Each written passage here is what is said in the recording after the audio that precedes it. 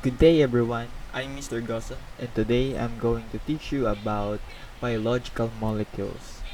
So for this day, we're going to talk about two of those biological molecules, and those are carbohydrates and lipids. So before that, our objective for today is to categorize the biological molecule as a carbohydrate or a lipid according to their structure and their function, and also explain the role of biological molecule in specific metabolic processes in our body. So meaning class, we're going to talk about the differences of carbohydrates and lipids, what they are made of, and what are their roles and functions, and what are they doing inside our body. Okay, so before that, I want you to know what is biological molecules. So biological molecules, these are molecules that we can see or that is necessary for a life. To be specific, example us, human life, we need these biological molecules in order to survive. So we categorize the biological molecules into monomer, which are the subunits that serves as a building blocks. And when we connect these monomers, which also soluble in water, we can form it into polymers. Since monomer comes from the word mono, which means single, and polymer, which is the combination of different monomers, from this word poly, which means many. Okay, so how can we combine monomers into polymers? We have a process called dehydration synthesis. So dehydrate meaning to remove water. Because when you run and you don't drink water, you get dehydrated, right? Because you are lacking of water. So in dehydration synthesis, when we remove water, the the molecules combine. So as you can see here in the picture, the monomers, then let's remove the water itself, then we can have polymers. So that is dehydration synthesis. So what if we want to break the polymer so we can make it a monomer to a single subunit? We have a process called hydrolysis. Hydrolysis from the word hydro, which means water, and lysis, which means breaking down. So hydrolysis is the process of breaking down a substance by adding water into it. For example here, in the illustration of hydrolysis, we have sucrose. Sucrose is a polymer. It's a combination of two monomers. And once you add water in it, it turns into two subunits, two monomers, which are glucose and fructose. And once you combine it together, once you remove water, it will become sucrose again. So that is the hydration synthesis. Okay, now let's go to carbohydrates. Carbohydrates is the first of the biological molecules in our body.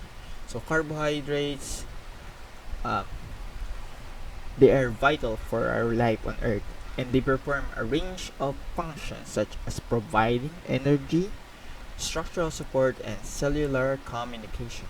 Okay, so the principal elements of a carbohydrate is they're mostly made up of carbon, hydrogen, and oxygen. So to that, hydrogen 2-to-1 ratio, and most of them are from the hydroxyl groups. And we have, as I said, biological molecules are composed of a monomer and a polymer. The monomer version of a carbohydrate is called as monosaccharides, while the combination of these monomers or polymers is polysaccharides. So carbohydrates characteristics are they are water soluble, meaning they can be dissolved by water. As a example, in sugar, they can be break down by using of water. And again, the function of carbohydrates for energy metabolism, structural components, cell-to-cell contacts or communication, and elimination of waste. So as you can see, guys, have you ever tried eating something sweet? Then suddenly you will have an energy, because that is one function of carbohydrate. It gives us energy. The carbohydrate itself can be used as a form of energy that will be consumed by our body. And they can also be a structural component. For example, once you have eaten many sweet and you don't use those energy becomes stores into your body into glycogen. Okay, so that's why you became bigger when you eat many carbohydrates or sugars. It can also be used in cell-to-cell contacts and recognition so that your cell can communicate with each other and can avoid destroying each other. And also elimination of waste or fiber. As you know, when you grow older, when you become constipated, you drink fiber or eat plenty of foods such as oatmeals and pineapple juice, something like that. That is rich of carbohydrate and it can help you eliminate of waste. Those are the functions of carbohydrates. So let's go to the different categories of carbohydrates. The first one is a monosaccharide. As you can see, monosaccharides are made up of 6 carbon, 12 hydrogen, and 6 oxygen. So they are mostly known by forming a ring. As you can see, there's a ring of that, and those are made of C6H12O6. Example of monosaccharide are glucose, which as you can see can be used from corn syrup, and fructose, which can be seen in honey. Okay, another example are deoxyribose and ribose. Okay, the next one is disaccharides. Disaccharides are composed of 2 rings. As you can see, they're composed of 2 monomers, 2 monosaccharide. When they're combined together, they become disaccharide. So for example, lactose from milk, maltose from soya, and sucrose from sugars cubes. Okay, so we combine this together, 2 monomers by dehydration synthesis, and we can form disaccharides. Okay, last but not the least are polysaccharides. Polysaccharides, if monosaccharide is made up of 1 monomer, if disaccharide is made of 2 monomer, polysaccharide is made up of 3 or more carbohydrates. So example of that is glycogen, which can be found in our body. And if you're a plant, it is mostly turned into starch and or cellulose, which can be found in corn, potato, and other plants, which can help them become stronger. So those are the characteristics of a carbohydrate. So now let's go to the another biological molecules, which is lipids or lipids. It depends on your pronunciation, but both are correct. So lipids are a group of biological molecules that include fats, oils, and some steroids. So these biological molecules are made up of fatty acids that are bonded to a wide range of other compounds. Their principal elements are just like the same with carbohydrates. They're made of carbon, hydrogen, and oxygen. But sometimes they're as I said, they're bonded with other elements such as phosphorus and nitrogen. So they have 2-to-1 hydrogen ratio, and they are very diverse group of biological molecules because they can be combined with another substance that can form to another substance. So I get you're getting me. So carbohydrates is water soluble, while lipids on the other hand, they are water insoluble, meaning they cannot be dissolved by water. So what are the function of lipids? First of all, they can also be an energy storage. So that's why, for example, when you don't eat for a day, you can still survive because your body is getting energy from the fat that is in your body. So that is one function of lipids. There can be a storage of energy. Energy is storage into fats. Okay, so that is the role of our fat in our body. So another function of lipids is for protection and cushioning of body organs. So as you can see, most of our fats are in our vital organs. So for example, in our chest area, we have fat there. In our tummy, we have plenty of fats there because the important organs in our bodies can be found there. For example, in our chest, we have there the heart, the lungs, one of the most important. organs in our body.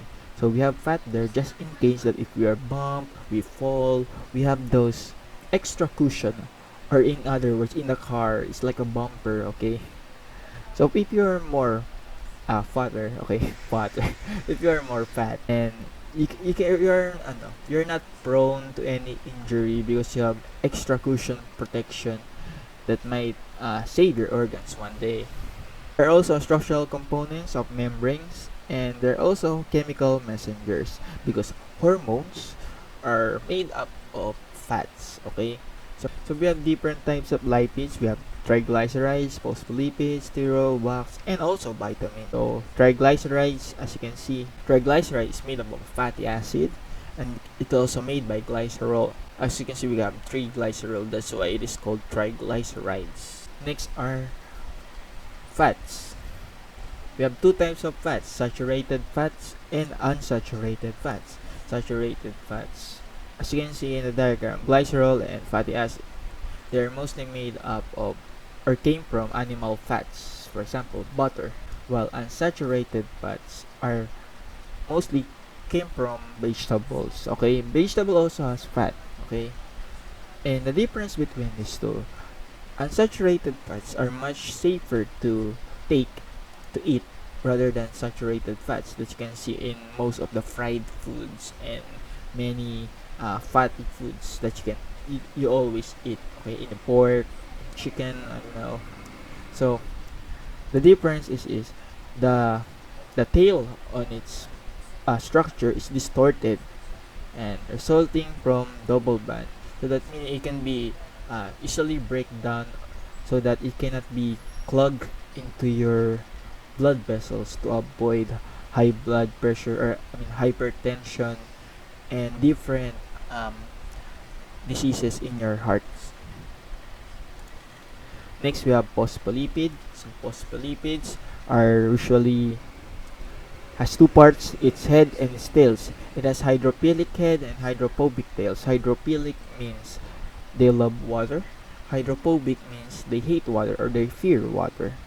So what is the purpose of phospholipids?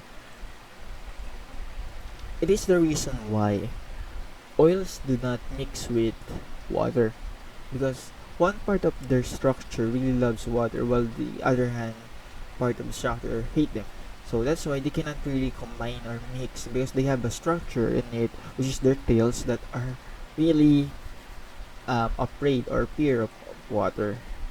As you can see, oil is non-polar while water is polar. And last but not least, steroids. They are usually represented by cholesterol, which is very bad if taken many, but it is essential in our body. But do not take many cholesterol, it's too bad for your heart. Okay, last but not the least, I want to give you some tips on how to lower your cholesterol to avoid heart attack or another heart diseases. So first one is eat healthy. Always choose food that are not mostly made of fats. Also, eat healthy can also be accustomed or paired with exercise. Always exercise. For example, just early in the morning, you can do some sit-ups, push-ups, or maybe jog. Next is you can lose weight. Once you lose weight, you lose some part of you, and cholesterol is another part of that. So that's why when you lose weight, of course, you lose some fats in your body, which is very healthy or good for our body. And also quit smoking, guys. And you can also drink 1 glass of wine or beer, but not always, okay? Just 1 glass, okay? But I do not, you're a minor, so I do not recommend you to do this. Then you can also take medication to regulate your blood pressure, and also surgery. So that's all for today for carbohydrates and lipids. So now I'm going to task you with an activity that you're going to make is another Venn diagram, okay? But this time you're going to make a Venn diagram about carbohydrates and lipids, okay? So Venn diagram give the similarities and the differences between the two. And also, I want you to enumerate 5 different foods that you think that is rich in carbohydrates, and enumerate another 5 food that you think are rich in lipids. So again, I have a quiz for you in your DLP that I want you to submit online in my Facebook or Messenger and other social medias, emails, okay? But preferably in Facebook. So, so that's it for today's lesson. I hope you learn and stay safe, stay healthy, and see you again in the next class. Bye bye.